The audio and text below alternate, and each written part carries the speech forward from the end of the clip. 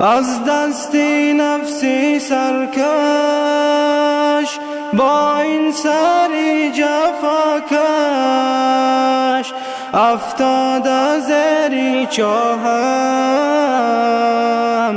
فردا بر روزی محشر چون بندگانی دیگر جز رحمتت نخواهم.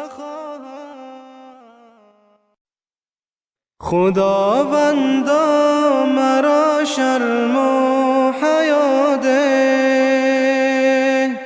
دلی پاک و پر از مهر و صفا ده، دلی پاک و پر از مهر و صفا ده.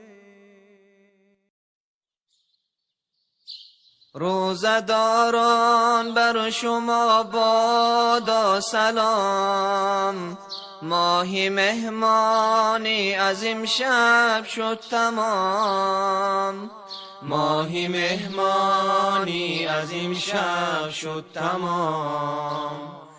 الوداع ای ماهی قرآن الوداع، ای سر و پا لطف یزدان الوداع،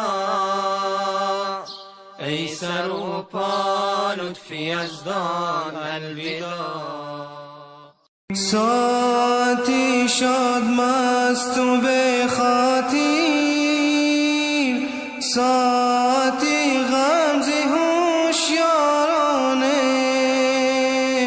ساعتی غمزه هوشیارانه. گاهی از خود چنان بدر گرده،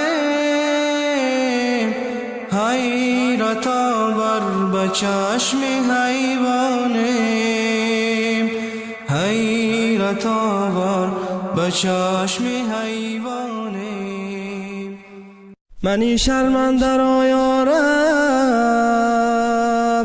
زی درگاهت نرانی چی، اگرچه غرق سیانم به لطفی خویش خوانی چی.